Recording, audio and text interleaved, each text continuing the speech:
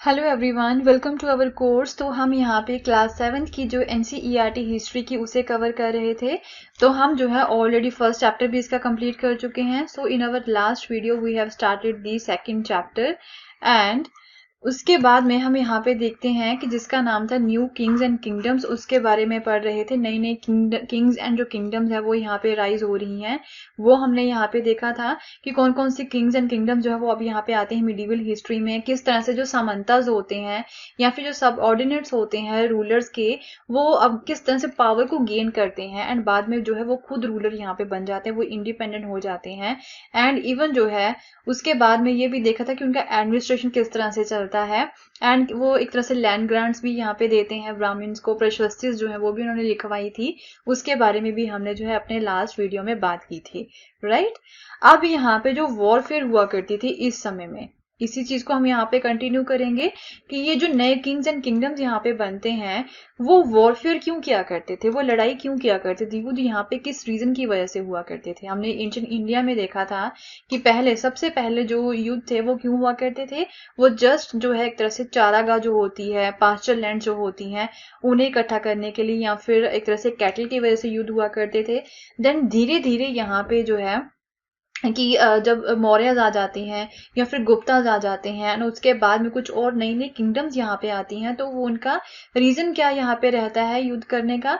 Mean जो lands होती हैं, जो दूसरे एक तरह से किंगडम्स होते हैं, उनको भी जो अपने कंट्रोल में करना है एंड वहां से वो टैक्सेस कलेक्ट कर सके सो डैट एंड वो जो लैंड है उनके कंट्रोल में आ जाए अपनी पावर को बढ़ाने के लिए। तो अब यहाँ पे अगर हम बात करते हैं 7th सेंचुरी की, तो यहाँ पे जो वॉर है, वो जो लड़ाई है, वो क्यों की जाती थी। तो यहाँ पे जो लड़ाई है वो वेल्थ की वजह से, मीन पैसे की यहाँ पे जो है ज्यादा जरूरत रहती है, पैसे की वजह से जो है यहाँ पे युद्ध किया करते थे। So you may have noticed that each of these ruling dynasties was based in a specific region. जितनी भी हम ruling dynasties की यहाँ पे बात कर रहे हैं, हमने देखा था कि यहाँ पर राष्ट्रकूटास जो हैं वो चालुक्यास को, जो राष्ट्रकूटास थे वो चालुक्यास के अंडर काम किया करते थे, वो उनके सामंताज हुआ करते थे। बाद में जो राष्ट्रकूटास हैं वो पावरफुल हो जाते हैं, खुद जो है वो किंग बन जाते हैं, वो इंडिपेंडेंट किंग बन जाते हैं। बट ये जो नई यहाँ पे डायनेस्टीज बन रही थी, ये जो रूलिंग डायनेस्टीज थी, वो जो है कहाँ पे लोकेटेड थे, कुछ स्पेसिफिक रीजन होते हैं, राइट। लाइक या फिर साउथ इंडिया हो गया या फिर ओनली डेक्कन हो गया, फिर वहां तक ही जो है ये लिमिटेड थे, राइट।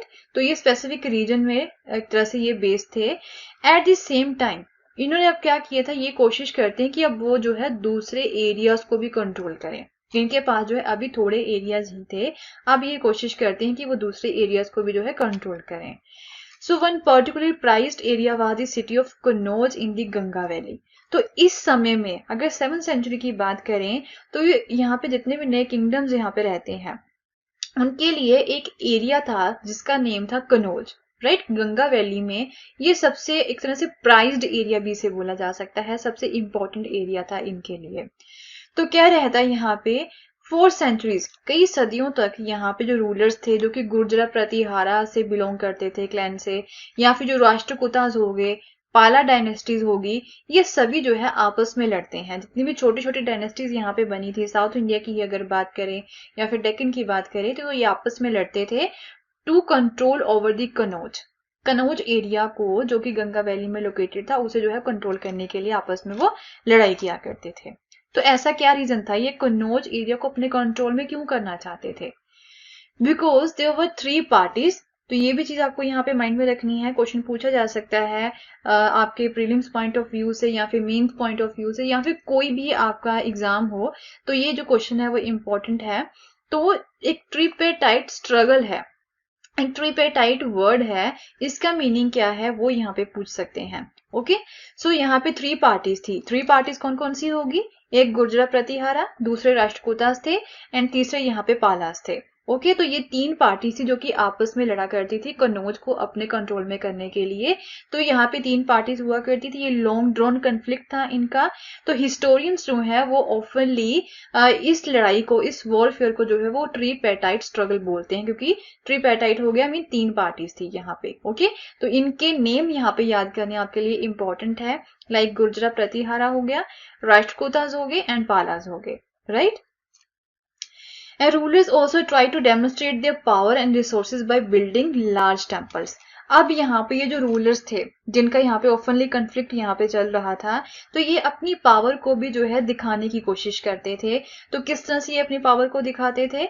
एक तरह से बड़े बड़े टेम्पल्स बना के कि हमने जो है इतना पैसा यहाँ पे खर्च किया है, हमारे पास ज्यादा वेल्थ है, हमारे पास ज्यादा पावर है। तो इस तरह से जो है ये अपनी पावर को डेमोन्स्ट्रेट किया करते थे।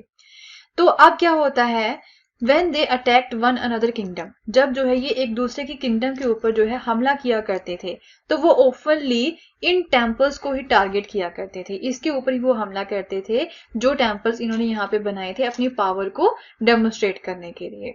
ओके, विच वर समटाइम एक्सट्रीमली रिच, क्योंकि ये जो टेम्पल्स थे वो काफी रिच थे, काफी ज्यादा पैसा, काफी सोना जो होता वो इसके ऊपर लगाया गया था, काफी ज्यादा चढ़ावा भी यहाँ पे चढ़ता था। तो जो है ओपनली इन टेम्पल्स को ही वो एक तरह से हम बोल सकते टारगेट करते थे, राइट।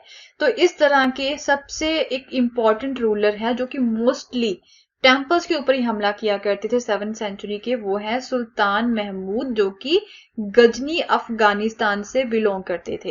एंड वो जो है हमारे भारत में जो है हमने देखा कि मैंने आपको बताया था अपने लास्ट लेसन में, जो लेसन 1 था, कि जो अब जो फॉरेनर्स हैं या फिर जो पर्सियंस हैं वो भी जो है नॉर्थ वेस्टर्न जो पार्ट है हमारे भारत का, ओके, तो वो वहां से जो है हमारे भारत में आके हमले करने जो है वो स्टार्ट कर देते हैं, क्योंकि उन्हें पता था कि हमारे भारत में काफी वेल्थ है। ओके, एंड वो यहाँ से जो है वेल्थ के लिए ही लड़ाई किया करते थे, यहाँ पे जो है वो काफी ज्यादा प्लंडर मचाते थे एंड सारा चीजें जो है वो लूट पाट के वापस चले जाते थे। तो इस तरह के एक रूलर थे सुल्तान महमूद, जो कि गजनी से बिलोंग करते थे अफगानिस्तान से।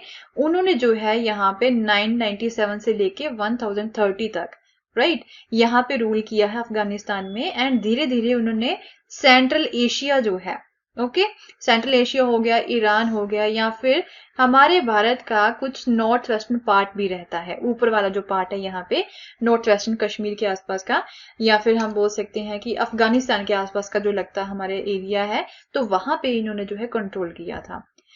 And almost every year, almost हर साल जो है हमारे सब कॉन्टिनेंट के ऊपर जो है वो रेड करते थे। एंड उनके मेन टारगेट क्या हुआ करते थे? जो वेल्दी टेम्पल्स हैं।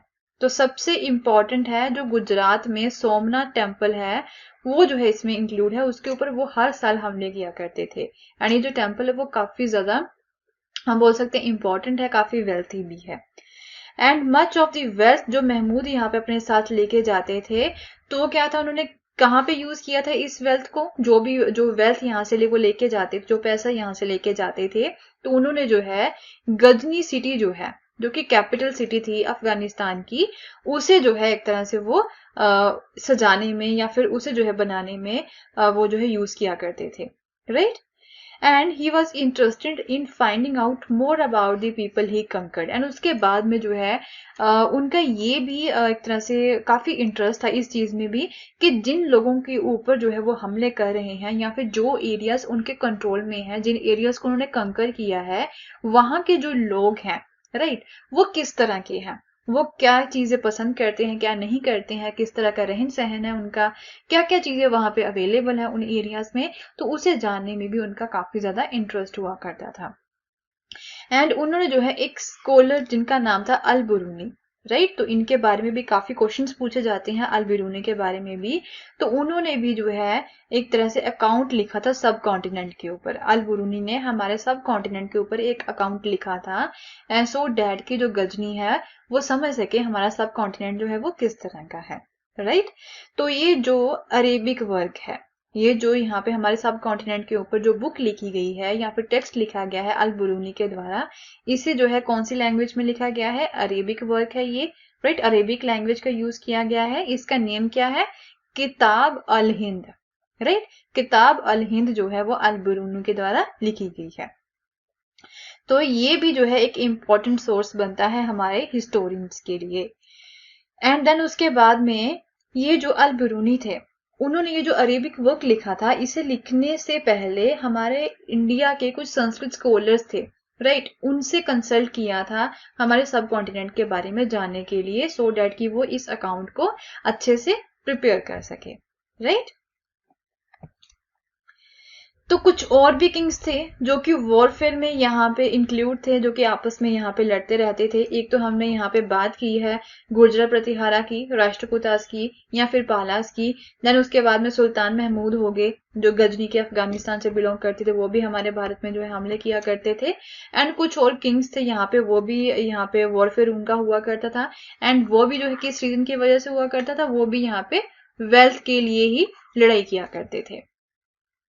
तो इसमें आ जाते हैं चामनास, letter known as the Chauhans. तो इन्हें जो है पहले चामनास बोला जाता था 7th सेंचुरी में, एंड बाद वाली सेंचुरीज में जो है चौहान्स के नाम से जो है जाना गया था। इनके बारे में हम जो है फर्दर लेसन्स में पढ़ेंगे। एंड इनका रूल कहाँ पे हुआ करता था, दिल्ली एंड अजमेर के आसपास का जो एरिया है वहां पे इनका रूल हुआ करता था, राइट। एंड इन्होंने क्या किया था, they attempted to expand their control to the west and the east. West या फिर ईस्ट, दोनों तरफ इन्होंने जो है अपना एरिया जो है बढ़ाने की कोशिश की थी। नॉर्थ इंडिया के आसपास का जितना भी एरिया है, पास में वेस्ट है, ईस्ट है, वहां पे जो है एक्सपेंड करने की कोशिश करते हैं। And where they were opposed by the Chalukyas of Gujarat. तो अगर गुजरात की बात करें तो वहां पे जब ये गुजरात की तरफ जो है बढ़ते हैं, अपने एरिया को जो है एक्सपेंड करने की कोशिश करते हैं, तो वहां पे चालुक्यास थे, चालुक्य रूलर्स थे, तो उनके साथ जो है इनकी लड़ाई होती है। एंड देन अगर वेस्ट की बात करें तो यूपी की तरफ जो है ये बढ़ाने की कोशिश कर रहे थे अपने एरिया को, तो वहां पे गाहा दवालास थे 7th सेंचुरी में, तो इनके साथ जो है इनके कन्फ्लिक्ट्स होते हैं, राइट। तो बेस्ट नॉन चामना रूलर थे जिनका नेम था पृथ्वीराज III। सबसे जो कि फेमस रूलर थे इन चौहान्स के वो थे पृथ्वीराज III, जिनका समय रहता है 1168 से लेके 1192 के बीच में। एंड पृथ्वीराज III ने अफगान रूलर महमूद गोरी, सुल्तान मोहम्मद गोरी सॉरी, जो कि 1191 में इनका युद्ध हुआ था चौहान्स के साथ, तो वो जो है पृथ्वीराज III जो है वो गोरी को, महमूद गोरी या फिर मोहम्मद गोरी को जो है वो हरा देते हैं। ओके, बट नेक्स्ट ईयर फिर इनका यहाँ पे युद्ध होता है पृथ्वीराज III का एंड गोरी का। तो उसमें जो पृथ्वीराज III जो है 1192 में वो इस वॉर को लॉस कर देते हैं। ओके, तो इस तरह से अगर बात करें कि इस समय में 7th सेंचुरी में जो लड़ाई यहाँ पे हो रही थी वो किस रीजन की वजह से हो रही थी, वो वेल्थ के लिए हो रही थी। एंड एक दूसरे के जो इम्पोर्टेंट एरियाज हुआ करते थे उनके ऊपर वो हमले करते थे, एंड वहां से जो है वहां पे जाके वो प्लंडर मचाते थे, एंड काफी सारी जो वेल्थ होती है उसे वो अपने पास लेके आते थे, एंड अपनी कैपिटल सिटीज जो होगी या फिर उनकी अपनी सिटीज होगी उसे वो डेवलप किया करते थे, right. So we will continue with the same chapter in our next lesson. तो कुछ और भी यहाँ पे टॉपिक्स जो हैं वो यहाँ पे रहते हैं कवर करने वाले, कि कौन से इंपॉर्टेंट किंग्स थे या फिर किंगडम्स थी यहाँ पे। तो उसमें हम जो है चोलास के बारे में पढ़ेंगे जो कि साउथ इंडिया में काफी इंपॉर्टेंट थे, राइट। उनके बारे में कवर करेंगे अपनी नेक्स्ट वीडियो में। सो अगर आपको मेरा कोर्स पसंद आया तो इसे शेयर करना ना भूलें। Thank you so much, have a nice day, bye bye.